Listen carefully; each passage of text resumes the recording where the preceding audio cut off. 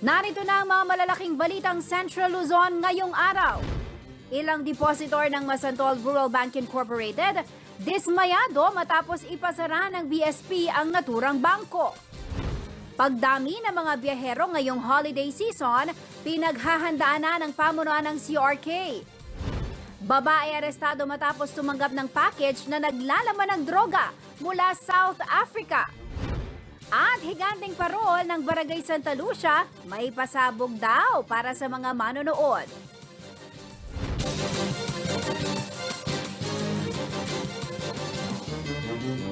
Magandang gabi ka rehiyon. Ako po si Jennifer Salenga. Oras na para sa mga may init na balitang Central Luzon.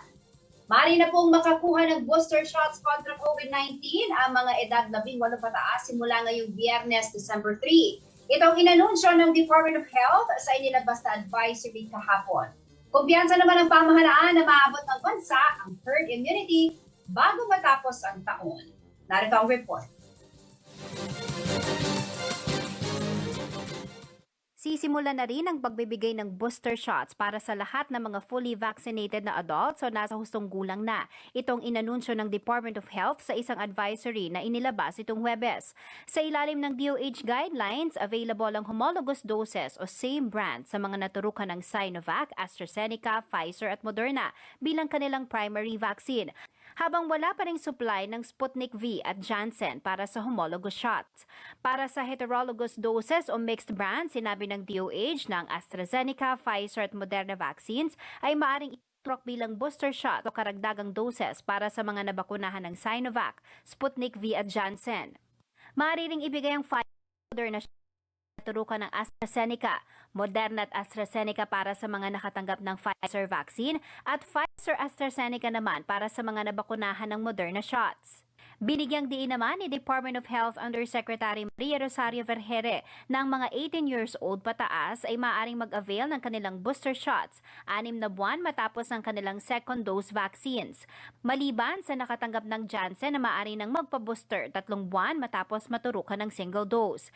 Sinabi rin ni Vergere sa mga local government units na bigyang prioridad pa rin sa vaccination ang mga healthcare workers, senior citizens at immunocompromised individuals. Iminungkahi naman ng mga chief economist ng bansa ang pagpapabooster shots kada taon at maaari raw itong ibigay ng libre ng gobyerno hanggang sa susunod na taon at sasagutin naman ang pribadong sektor simula 2023. Samantala, ayon sa datos ng National Task Force Against COVID-19, nasa mahigit 55 million individuals na o 71.84% ng target population ng Pilipinas ang natanggap ng kanilang first dose ng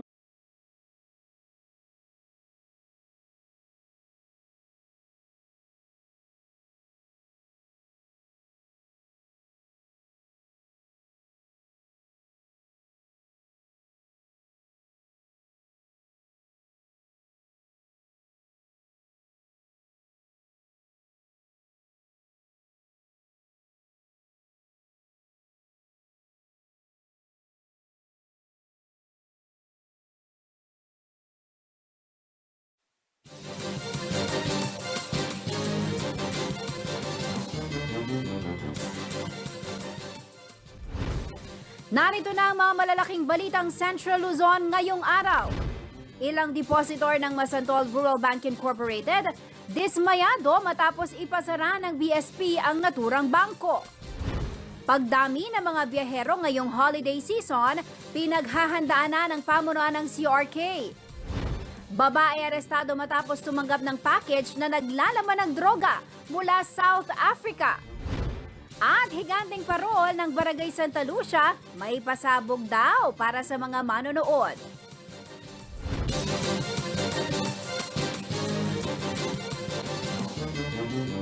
Magandang gabi ka rehiyon. Ako po si Jennifer Salenga. Oras na para sa mga may init na balitang Central Luzon. Mari na pong makakuha ng booster shots kontra COVID-19 ang mga edad 18 pataas simula ngayong Biyernes, December 3. Itong inanunsyo ng Department of Health sa inilabas na advisory kahapon. Kumpiyansa naman ang pamahalaan na maabot ng bansa ang herd immunity bago matapos ang taon. Narito ang report. Sisimulan na rin ang pagbibigay ng booster shots para sa lahat ng mga fully vaccinated na adults o nasa hustong gulang na. Itong inanunsyo ng Department of Health sa isang advisory na inilabas itong Huwebes. Sa ilalim ng DOH guidelines, available ang homologous doses o same brand sa mga naturukan ng Sinovac, AstraZeneca, Pfizer at Moderna bilang kanilang primary vaccine, habang wala pa ring supply ng Sputnik V at Janssen para sa homologous shots. Para sa heterologous doses o mixed brand, sinabi ng DOH na ang AstraZeneca, Pfizer at Moderna vaccines ay maaring iturok bilang booster shot o karagdagang doses para sa mga nabakunahan ng Sinovac, Sputnik V at Janssen. Maaari ring ibigay ang Pfizer at Moderna shot sa mga naturukan ng AstraZeneca, Moderna at AstraZeneca para sa mga nakatanggap ng Pfizer vaccine at Pfizer-AstraZeneca naman para sa mga nabakunahan ng Moderna shots. Binigyang diin naman ni Department of Health Undersecretary Maria Rosario Vergere na ang mga 18 years old pataas ay maaaring mag-avail ng kanilang booster shots 6 na buwan matapos ang kanilang second dose vaccines. Maliban sa nakatanggap ng Janssen na maaari nang magpa-booster 3 buwan matapos maturukan ng single dose. Sinabi rin ni Vergere sa mga local government units na bigyang prioridad pa rin sa vaccination ang mga healthcare workers, senior citizens at immunocompromised individuals. Iminungkahi naman ng mga chief economist ng bansa ang pagpapabooster shots kada taon at maaari raw itong ibigay ng libre ng gobyerno hanggang sa susunod na taon at sasagodin naman ang pribadong sektor simula 2023. Samantala, ayon sa datos ng National Task Force Against COVID-19, nasa mahigit 55 million individuals na o 71.84% ng target population ng Pilipinas ang natanggap ng kanilang first dose ng bakuna as of December 1. Nasa mahigit 36 million naman ang fully vaccinated na. Positibo ang gobyerno na maaabot ang 54 million target na fully vaccinated individuals bago matapos ang taon. Kaya naman patuloy pa rin ang malawakang pagbabakuna. Ayon kay NTF Chief Implementer at Vaccine SAR Secretary Cardito Galvez Jr., Metro Manila ang nakapagtala ng pinakamataas na vaccination coverage. Bukod dito, 6 na rehiyon din ang nakapagbakuna na ng first dose sa mahigit 70% ng kanilang target population, kabilang dito ang Central Luzon. Jennifer Salenga, CLTV News. Dahil sa banta ng Omicron variant, naghahanda na rin ang kagawaran ng kalusugan at mga provincial government sa gitnang Luzon upang hindi na ito maging sanhi ng muling pagbulusok ng COVID cases sa rehiyon.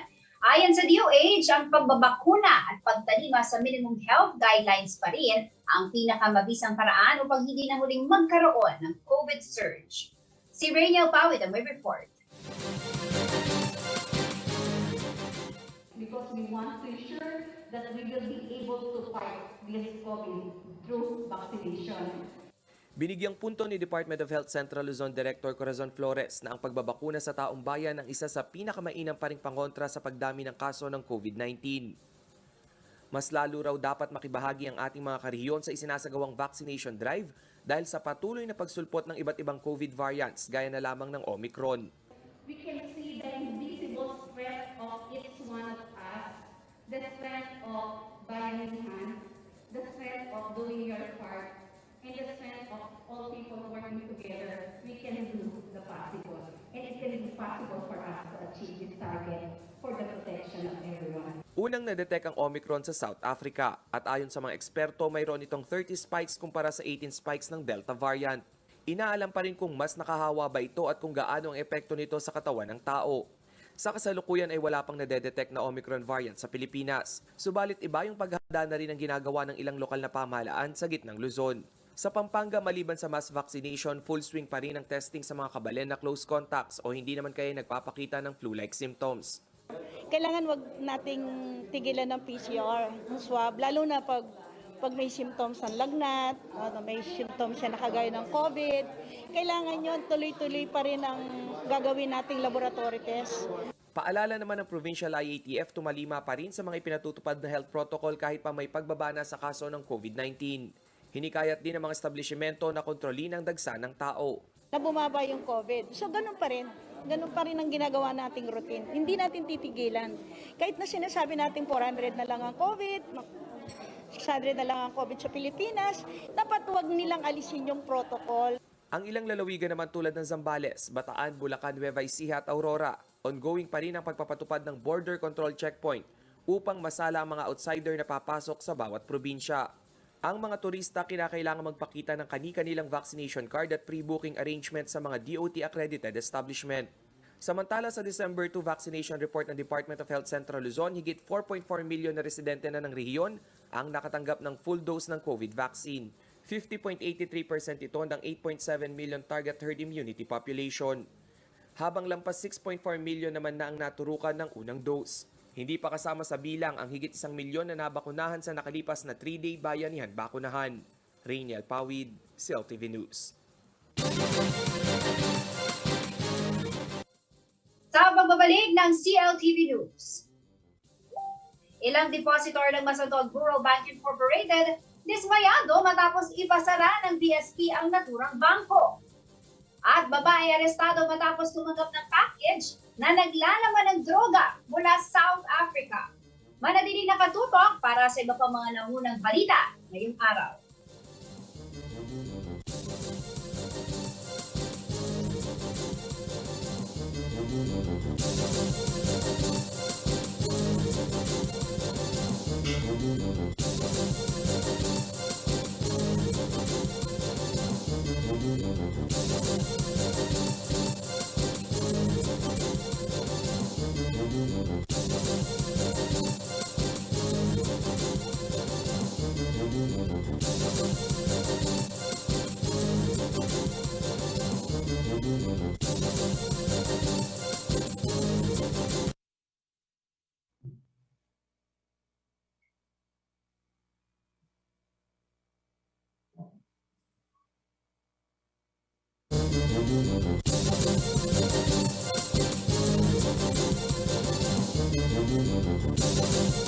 Nagbabalik ang CLTV News at sa iba pa mga nangungunang balita, nagkompromiso umano ang panggastos sa Pasko at Bagong Taon ng mga depositor ng Masantol Rural Bank Incorporated matapos itong ipasara ng Bangko Sentral ng Pilipinas.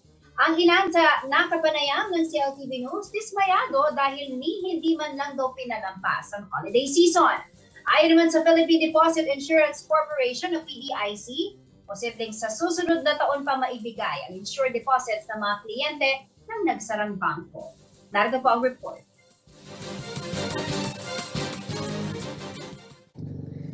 Hindi makapaniwala ang mga depositor ng Masantol Rural Bank Incorporated na maiipit ang kanilang pera na panghanda sana sa Pasko at Bagong Taon. Ipinasara na kasi ng Bangko Sentral ng Pilipinas o BSP ang naturang Rural Bank.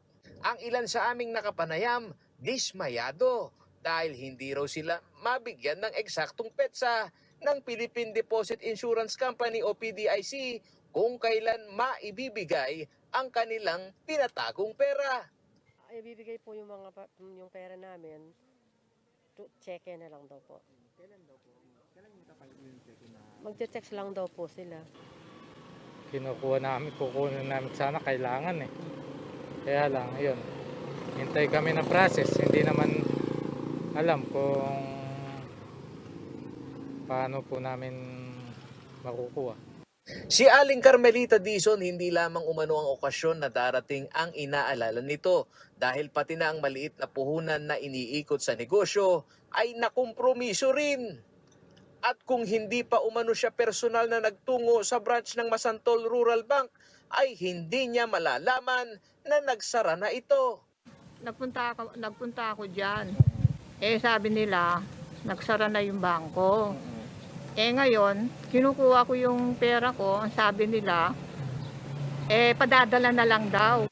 Hinanakit ni Dizon, wala umanong malinaw kung kailan makukuha ang kanilang perang pinaghirapan. Ang sabi nila, basta ipaprocess muna daw yung papel. Paglilinaw ng PDIC, ang kanilang pag-takeover ay alinsunod sa resolusyon na ibinaba ng Monetary Board ng Bangko Sentral ng Pilipinas nitong November 25, 2021. At ito umano'y hindi sa dahilan ng bankruptcy.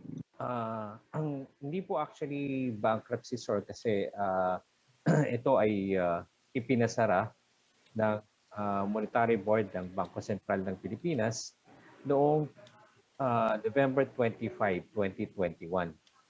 Ito po ay sa bisa ng Monetary Board Resolution number 1587-C na kung saan din no-authorize po o dinedirektang inuutusan ang Philippine Deposit Insurance Corporation or PDIC bilang receiver at mag-proceed po sa takeover and liquidation of the bank. Ayon sa tagapagsalita ng PDIC na si Antonio Errol Ibanez, sa assessment ng bank record ng BSP, may mga hindi naipasa ang nasabing bangko kaya ito naipasara. Kasi sir, ang BSP po ang nag-examine ng bank records. So sila po ang higit na nakakaalam kung ano po yung mga grounds nito. But definitely sir, may mga requirements po o mga compliance na kailangan pong sundin na hindi po na comply ng bangko with the Bangko Sentral ng Pilipinas. Sa initial na liquidation ng PDIC, hindi bababa sa 800 ang depositor ng Masantol Rural Bank. Ito'y mula sa 2 branch nito sa Masantol at Macabebe, Pampanga. Lumalabas sa initial na pag-iimbentaryo ng PDIC, nasa 48 million ang cash deposit sa Masantol Rural Bank. At target umano nilang maibigay ito sa susunod na taon o January 6, 2022. Ang target po natin na mabayaran sila ay simula po ng January 6, 2022. O, hindi po umabot na bago sana magbagong taon. Actually sir, magsisimula po kami ng December 29. Pinilit po namin na makapagsimula kami ng December 29. At syempre, meron po itong proseso sa post office. Nakipag-usap po kami sa post office kung maaari po ay once na makarating kaagad sa kanila ay ma-distribute na sa mga depositors po natin para naman po ay maging masaya ang kanilang bagong taon. Sakali umanong nagpalit ng address sa mga depositor ay maaaring magsadya sa bangko o maging sa post office para sa naipoprosesong postal money order check o yung mga depositor na 100,000 piso pababa ang pera sa nasarang bangko. Kung hindi po nila nakuha sa bahay o hindi nila naabutan, sa post office po nila makukuha yung postal money order check. Ito po ay para sa mga 100,000 at pababa, wala pong utang, hindi po sila association, at kompleto at tama ang address na nakarecord sa bangko o kaya naman sila ay nag-update ng kanilang addresses gamit po ang mailing address update form. Paalala ng PDIC, huwag nang makipagtransaksyon sa dating mga opisyal o representante ng nasabing bangko. Babayaran naman umano ng PDIC ang 500 insured deposit ng mga depositor sakaling maiproseso agad ang mga requirement. Nais ko lamang pong i-assure ang ating mga depositors at mga kliyente ng bangko na huwag po sila mag-alala dahil ang PDIC po ay handang magbayad ng lahat ng deposit insurance coverage na hanggang 500,000. Ayon sa PDIC, ito na ang ika-11 na rural bank sa bansa na nagsara mula nitong 2019 o sa panahon ng pandemic crisis. Paolo G. Santos, CLTV News. Arestado isang babae mula Hermosa, Bataan itong Miyerkules sa isinagawang control delivery operation ng PDEA at PNP. Ito'y matapos madiskubre ng Bureau of Customs Port of Clark ang 472 grams ng pinaghihinalaang shabu na nagkakahalaga ng 3.2 million pesos sa isang package na ipinadala sa suspect mula sa South Africa. Sa isinagawang operasyon ay nagpanggap na delivery courier ang operatiba at hinatid sa tahanan ng suspect sa Bataan ng package. Matapos tanggapin ng suspect, ang package ay kagadidong inaresto ng mga otoridad. Kinilalang suspect na si Arlene Jemson na residente ng Hermosa, Bataan. Maliban sa hinihinalang shabu ay nakumpiska din sa suspect ang sari-saring government IDs. Nakaharap ang suspect sa paglabag sa Section 5 ng RA 9165 o ang Comprehensive Drugs Act of 2002. Sa pagbabalik ng CLTV News, kilalanin ang kandidatong si Councilor Jay Sangil, re-electionist sa Angeles City. Pagdami ng mga biyahero ngayong holiday season, pinaghahanda na ng pamunuan ng CRK. Manatiling nakatutok at magbabalik ng CLTV News.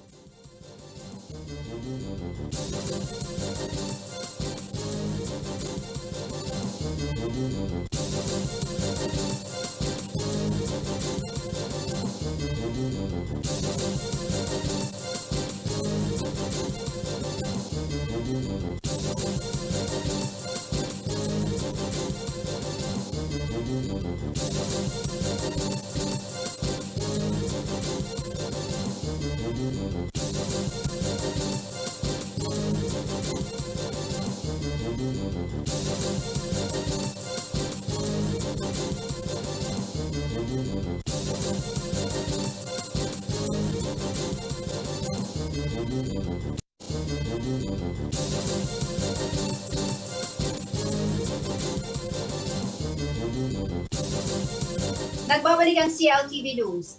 At sa iba pa mga nangungunang balita, siya ay isang journalist by profession at nakapagsulat na para sa Philippine Daily Inquirer, MASA, Agents Press, Kyoto News Service at The Angeles Sun. Pag-require sa CCTV camera sa mga bangko, pawn shops, mall, supermarket, at iba pa mga establishments at ilan sa mga naipasa niyang resolusyon at ordinansa. Sa ngayon, tumatayo siya bilang Assistant Majority Floor Leader ng 18 Sangguniang Panglungsod at Chairman ng Committee on Engineering and Public Works, Committee on Labor and Employment, Committee on OFW Affairs, and the Committee on Special Economic Zone. Alamin po natin ang iba pang mga plano ni Re-electionist Councilor Jay Sangil para sa lungsod ng Angeles dito sa kilalanin ang kandidato. Councilor Jay, magandang gabi po sa inyo. Welcome po sa CLTV News. Ay, madam, magandang gabi po sa inyo, no? At sa ating po mga tagatangkilik po ng CLTV 36, buong Santa Luzon. Kumusta po kayo, sir? Alam po natin na abala ang mga LGUs. Of course, kayo din po sa Sangguniang Panglungsod dahil nga nagpapatuloy pa rin po yung ating nararanasang pandemya. How are you, sir? Ay, okay lang po. Siyempre po, no? Tuloy-tuloy po yung ating pagbibigay po ng assistance sa ating pong mga kababayan, no? Katulad nga po na nabanggit ninyo, no? Ito pong hanggang ngayon, no, we are still reeling dito po sa effect ng pandemic sa buong mundo. So on our part, no, tinutulungan po natin ang ating pong administrasyon, no, sa pangunguna po ni Mayor Pogi Lazatino, Vice Mayor Vicky Vega, 10 po ng mga konsihal, no, sa pagtulong po sa ating mga kababayan. Opo. Councilor, sa dinami-dami po na inyong mga naisulat ng ordinansa, ano pa po ba ang plano ninyo para sa lungsod ng Angeles? Ito pong termino nyo na ngayon, is this your second term, sir? Hindi po. Actually po, 5th term na po tayo. Nagsimula po ako sa larangan po ng politika almost 15 years ago. No? First term ko po is 2004. Then naka 3 terms po tayo. Then nagpahinga ng isang termino. Then nakabalik po as an independent candidate in 2016. And hanggang ngayon po, and still counting. Last term na po tayo, madam. Last term na po.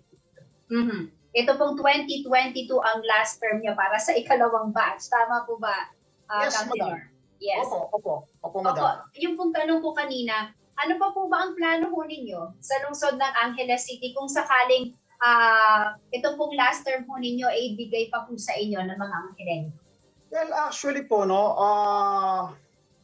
ipagpapatuloy lang po natin yung ating pong nasimulan, no? Nung simula po nung pumasok tayo sa larangan po ng politika, no, yung pong ating advokasya sa mga labor workers and OFWs protection, no?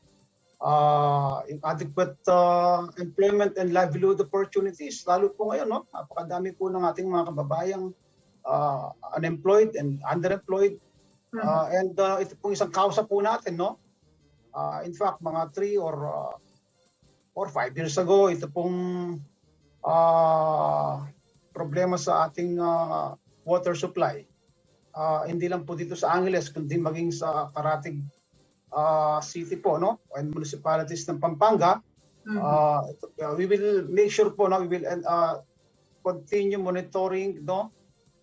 Itong ensure water stability and sustainability and affordability and clean the water supply. Siguro po na kinover po ninyo ko nung mga nakaraan, in-expose po natin yung Angeles Water District at ito pong pagkikipag-JV niya sa isang pribadong water company na hanggang ngayon may problema pa rin, no? And aside from that, ito pong ating patuloy na suporta po sa ating mga sa social services programs and continued support and assistance to our indigent families affected by this never-ending COVID-19 pandemic, no? Madam. And among others, no? Siyempre po yung ating mga all year round na ginagawa nating pag-attend sa mga samot-saring problema po ng ating pong mga kapwa-tao, ng ating mga kababayan dito po sa Angeles. Paminsan-minsan, meron din mga ibang karatig adjoining areas na nahihingi po ng tulong sa atin. Siyempre, dahil dati po tayong katoto ninyo sa Yes. profession, bilang journalist, hindi naman po natin pwede sabihin, ay, hindi ka naman taga-Angeles eh. Hindi po natin gawin ang ganyan. Maski sino po yung kapit sa atin, kahit po tiga Timbuktu Island, hindi na po natin tinatanong talaga. Kung ano po yung ating maibigay na tulong o ma-extend po natin yung ating kamay na matulungan po yung ating mga kababayan, ginagawa po natin, madam. All year round, wala na pong bago sa atin. Hindi po dahil eleksyon, no? Parang hindi po tayo yung parang carnival ba, na pag may piyesta, ayan, nandyan, di ba? Pero tayo po ay all year round. No? Alright. Opo. Councilor, meron po ba kayong mga resolusyon or ordinansa na hindi pa po sa tingin nyo mabibigyan ng pansin ngayon na nais po ninyong ituloy sa next term po ninyo kung sakali? Kung meron po, ano po yun? Yung pong, madam, actually po, no, yung isa pong nabanggit ninyong ordinansa, no, yung pong installation of CCTV camera, noon po hindi pa pinag-uusapan yan eh. No? Throughout the city's main thoroughfares and other business establishment. I think napa-approve po natin yan sa council nung first term po ako. Nagkaroon pa po ako ng meeting sa mga bankers association, then other business group. At that time, patungkol po sa kinraft po nating ordinansa na na-approve po unanimously. Siguro po yung expansion of that, no? Sa mga iba't ibang mga establishment na hindi pa nagpapalagay pa po ng CCTV camera. Alam naman po natin kung ano pong silbing nagagawa po niyan, sa prison order. Yung pong kinakarir po natin, itong underground cabling, no? Siguro po madalas kayo napupunta po sa iba't ibang lugar, lalo na po sa Angeles, in major cities, in major streets of our city, yung pong mga to get rid of this spaghetti and dangling wires, na napakadelikado po, lalo na sa ating mga motorista at sa ating mga kababayan, no? Na nagkalat po, no? Sa mga iba't ibang mga electric post, no? Sabit-sabit no? Sana po, no? Itong last term po natin kahit man lang sa ibang mga lugar na may mga ganyan pa mawala na po yan. Okay. Councilor, nanilbihan po kayo under the administration of EDPAM, and now you are with Mayor Pogi Lasatin. Opo. Ano po yung pagkakaiba? Or meron po ba silang pagkakapareho pagdating po sa leadership? Actually po, no? Well, of course, si Mayor Ed Pamintuan, world class po yan, Si Mayor Pogi, nakasama ko po sa council yan, nakikita ko po yung leadership ng dalawa, may pagkakaiba syempre, no? Yan naman, inaamin naman ni Mayor Pogi, malayo pa tayo, ika. Pero the guy is working, Nakita ko po yan, nakasama ko po yan sa City Council bilang opposition o minority member. Pero just the same, kahit po opposition kami noon, panahon po ni Mayor Ed Pamintuan at that time, siguro mga 70 to 80% sa mga programa at mga proyekto po ng Pamintuan administration, sinuportan po namin ni Mayor Pogi. Diba? Pero ngayon, ang nakikita kong halos yung similarity po ng dalawa, Ang Lasatin, Pogi Lasatin at saka ang Pamintuan, Mayor Ed Pamintuan. Alam po ninyo, may kasabihan, as the saying goes, masusubukan mo ang isang leader kapag ka mayroong mga ganyang kalamidad, May mga ganyang mga pagsubok, At nung time po ni Mayor Ed Pamintuan, doon po pumutok ang Mount Pinatubo, Mount Pinatubo disaster at that time, Nakita mo naman kung anong ginawa po ni Mayor Ed noon. Nagawa niya pre and post Pinatubo disaster at that time, lumabas po ang liderato po ng Pamintuan during those times, during those trying times. Ngayon po, ngayong pandemic, nakita po natin ang Mayor Carmelo Pogi Lasatin, lumabas po ang kanyang kagalingan bilang isang leader. Kung kasagsagan po ng COVID-19 pandemic na tumama po sa atin. Hindi po natin alam kung saan galing. No? Continuous po ang ginagawa po ni Mayor Pogi sa tulong po natin, sa tulong po ng ating mga kababayan. And nakita naman po natin kung anong handling na ginawa po niya sa Angeles. He was even cited or recognized by the World Health Organization sa pag-handle po niya ng vaccination program na hindi po ang WHO, ang DOH at ibang mga private sector na sinalutuhan po, no? Yung pong ginagawa po ni Mayor Pogi Lasatin, siyempre sa tulong po ng Sanggunian sa headed by Vice Mayor Vicky, at paano po i-handle ang COVID-19 crisis dito sa Angeles. At hindi rin naman po siyempre nakakalimutan ang ibang mga programa po ng ating pong syudad, no, despite these trying times. Opo, itatanong ko sana sa inyo, Councilor, kung ano po yung nagtulak sa inyo to join his state. Kasi po sabi ninyo 2016, independent candidate po kayo, but this time you are joining his team. Nasabi ko na nga po sa iyo, no? Actually po, no,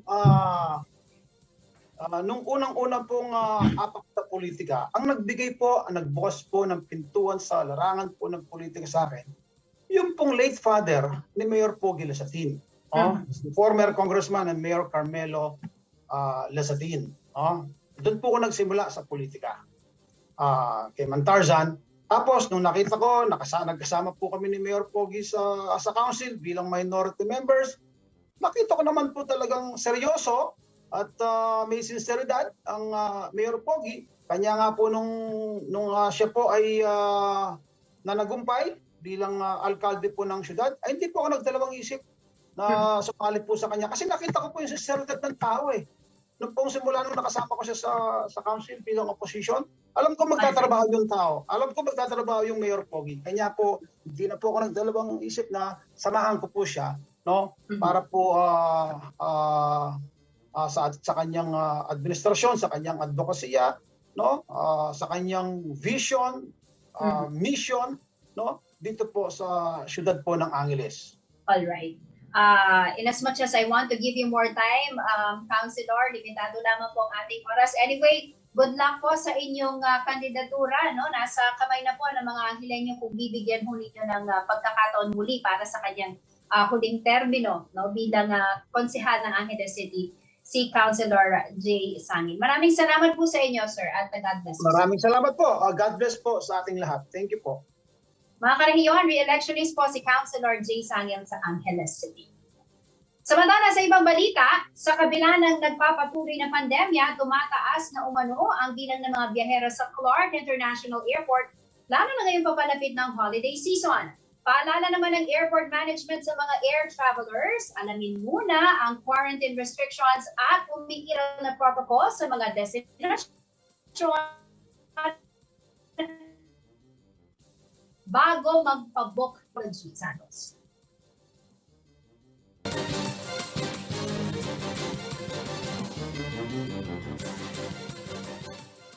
Naglalaro na raw sa 500 hanggang 800 ang bilang ng mga pasahero kada araw sa Clark International Airport nitong huling linggo ng Nobyembre. Higit na mataas na umano ito kung ikukumpara noong kahigpitan ng lockdown restrictions. Tumataas tayo actually. Hindi pa naman natin nakikita na naapektuhan yung number of passengers na dumadating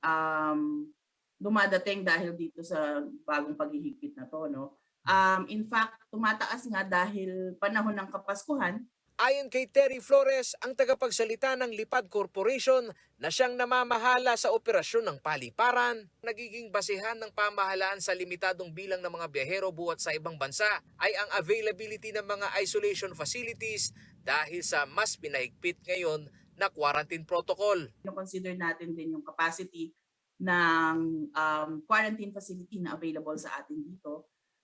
Kaya hindi tayo basta-basta pwedeng tumanggap lang ng tumanggap kasi syempre lalo na ngayon lahat required ulit na mag-quarantine. Ang mga pasaherong manggagaling na dumaan sa red at yellow list countries sa nakalipas na 2 linggo ay obligado ng sumailalim sa 14-day mandatory quarantine at COVID-19 testing sa ika-7 araw. Dito tinanggal na rin ang naunang protocol na hindi na kailangan pang mag-quarantine ang fully vaccinated na kahit negatibo pa sa RT-PCR test. So nagkaroon nga ng mga pagbabago, no?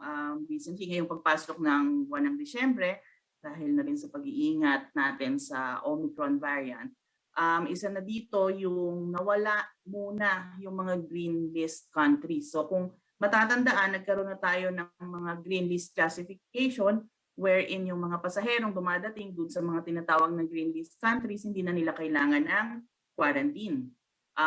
So ngayon, wala muna yon. Lahat ulit ng dumadating galing sa ibang bansa, kailangan nilang mag-quarantine. So dalawa na lang yung list natin, meron tayong yellow at red. Yung mga nanggagaling sa mga countries na nasa red list, hindi sila papayagang makarating or makalapag dito sa ating bansa unless part sila ng repatriation effort ng gobyerno. Kahit na inaasahan ang pagigpit ng border ng bansa, sa kasalukuyan ay hindi naman umano bumaba ang air passenger ng CRK. May sinusunod tayong passenger arrival cap na pinapatupad ng ating CAAP. So hindi pa rin tayo basta-basta nakakapag-increase ng mga pasaherong dumadating. Maraming factors kasi kinoconsider dyan. Nagsimula tayo sa 500 tapos tumataas ng 800 and hopefully tumaas pa doon. Samantala, paalala ng pamunuan ng Clark International Airport na kailangan munang alamin ng mga biyahero ang quarantine restrictions sa kanilang destinasyon, partikular na sa mga LGU na may iba't ibang hinihinging travel documents. Sa kasalukuyan ay limitado umano sa rutang Clark-Cebu-Clark ang biyahe ng dalawang airlines company sa CRK. Habang ang mga commercial flights naman umano ay bukas patungo mula sa ibang bansa. Mayroon tayong flights na nanggagaling ng Dubai, ng Qatar, Singapore at South Korea. Paulo G. Santos, CLTV News. Sa pagbabalik ng CLTV News, higit 25,000 Arayateño nakibahagi sa 3-day bayanihan bakunahan. Tree of Hope, pinailawan para sa mga frontliner. Higanting paron ang Barangay Santa Lucia may pasabog daw para sa mga manonood. Manatiling nakatutok at magbabalik ng CLTV News.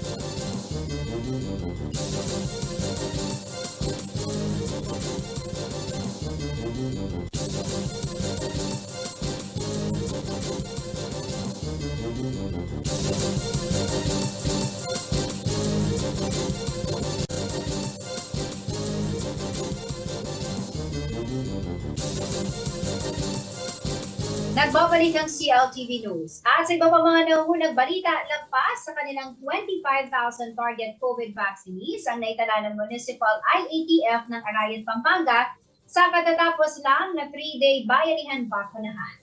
Tuloy-tuloy naman umano ang pagbabakuna upang makamit nila ang 70% herd immunity population bago matapos ang taon. Samantala, isang community Christmas tree na tinawag nilang Tree of Hope ang pinailawan bilang pagbibigay pugay sa mga pandemic frontliner at mga patuloy na nakikipaglaban sa sakit ng COVID. Si Rania Pawid ang may report.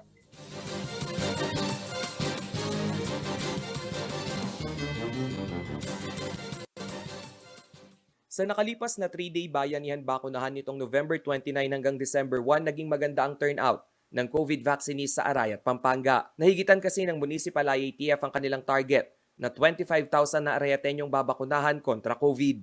Umabot ng 25,600 ang mga naturukan ng bakuna sa 3 araw na mass vaccination program. Kabilang sa mga nagpabakuna ay ang 14-year-old na si Luisa Malyari.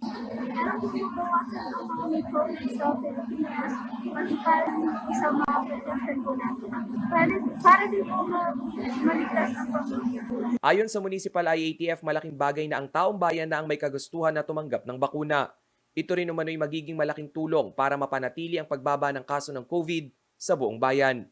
Para lahat po ng nag-aarayat mabakunahan na, at lalo na po ilang linggo na rin po kami zero cases para mapagpatuloy namin ang dire-diretso. Matatandang inilunsad ang parawal ng motor, TV, ref, electric fan at bigas ng lokal na pamahalaan upang mahikayat ang malaking bilang ng kanilang populasyon na magpabakuna. Sa loob ng isang araw ay nasa 10,000 katawang pumunta sa kanilang vaccination areas. Kasi dati parang nangangapa na lang kami sa mga barangay eh. Kaya naisipan ko pong gumimik ng ganito at bilang pasaya sa mga bata, halos kasi po 2 years na para na silang nabilanggo sa kanilang mga tahanan. Sa kanilang latest vaccination report, nasa 52,000 na ang mga Arayatenyong nakatanggap ng unang dose, habang lampas 50,000 na rin ang fully vaccinated. Nasa 50% na ito ng kanilang target eligible vaccine population na 105,000. Sa kasalukuyan, isa na lamang ang binabantayang aktibong kaso ng COVID sa bayan. Samantala, binigyang pugay naman ng lokal na pamahalaan ng mga frontliner ng kanilang bayan. Inialay kasi ng LGU ang Tree of Hope o ang kanilang community Christmas tree sa mga frontliner na patuloy ang serbisyo sa kabila ng pandemya. Simbolo rin umano ang makulay na Christmas tree ng pag-asa para sa mga nakikibaka sa sakit na COVID. Pinaalalahanan naman ng lahat para sa pagtalima sa minimum health standards nang hindi magkaroon ng kumpulan ng tao sa harap ng munisipyo na siyang lugar ng Tree of Hope. Rainiel Pawid, SIL-TV News. Pinaghanda daw ng husto ng Barangay Santa Lucia ang papalapit na Giant Lantern Festival. Dapat din daw abangan ng mga manonood ang mga pasabog na kanilang inihanda. Narito po ang report.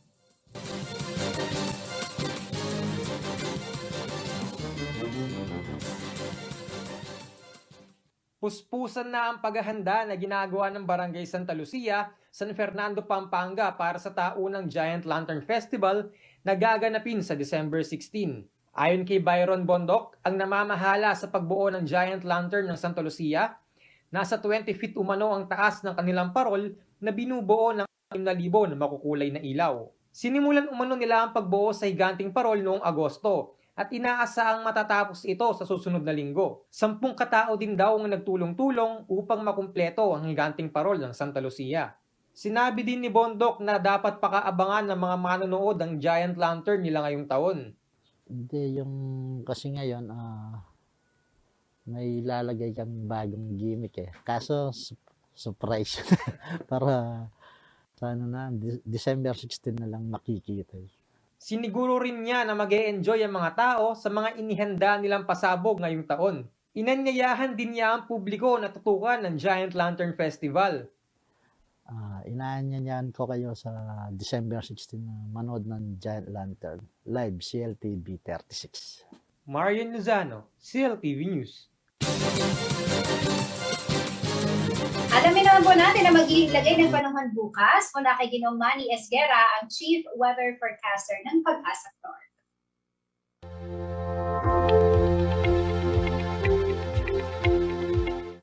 Magandang gabi po, narito po magiging taya ng panahon sa susunod na 24 oras.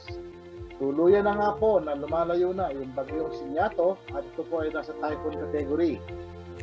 Samantala, northeast monsoon po ay lalong lumalakas at apektado na po ang buong Luzon at Visayas. Yan po yung kaya nakakaranas tayo, nakakaramdam tayo na medyo malamig ng panahon ay dahil papalakas po ang hangin-anihan. Samantala po si bagyong Nyato po o typhoon Nyato ay namataan na po sa layong 1,645 kilometers dyan po sa may silangan na ng Northern Luzon. So talaga pong siya ipapalayo na ng ating bansa, pero nag-iwan pa rin po yung kanyang extension ng mga maulap na papawiri na may inaasahan po mga kalagrat ng mga pag-ulan at pagkilad-pagkulog dito po sa may Mindanao, Eastern Visayas, Central Visayas, Negros Provinces, at saka po ang northern portion ng Palawan kasama na po ang Kalayaan Island. So yan po yung naapektuhan ng trap o extension itong bagyong si Typhoon Nyato. Samantala po ang Cagayan Valley, Cordillera, Administrative Region at ang Aurora ay dyan po mas malalakas po yung hangin amihan dyan na nagkakaroon po sila ngayon ng mga light rains. Samantala po ang Metro Manila at nalalabing bahagi ng bansa kasama na po ang Pampanga ay bahagi hanggang sa kuminsan ay magiging maulap po ang papawirin na may inaasahan din po tayo mga isolated cases ng mga rain showers. So yun po ay dulot pa rin ng hangin amihan. So enjoy po natin yung malamig na panahon. Wala naman po tayo nakikita pang papasok na itong sama ng panahon. At mag-ingat pa rin po ang lahat. Magandang gabi po. At yan ang mga balita na nakalap ng CLTV News. Para sa karagdagang detalye, maaari nyo i-follow ang aming social media pages, Facebook at CLTV36 Official and at CLTV36 News, Twitter at CLTV36, Instagram at CLTV36 Official. Kung nais nyo pong balikan ang mga programa ng CLTV, pwede nyo bisitahin ang aming YouTube channel at CLTV36 Official at ang aming website www.cltv36.tv. Mapapanood din ang mga programa ng CLTV nationwide via Signal Channel 115 at sa ating 39 cable partners. Kasama po ang buong pwersa ng CLTV News and Current Affairs. Ako po si Jennifer Salenga. Maraming salamat mga karehiyon. 22 days na lamang po at Pasko na. Happy weekend po sa inyo lahat.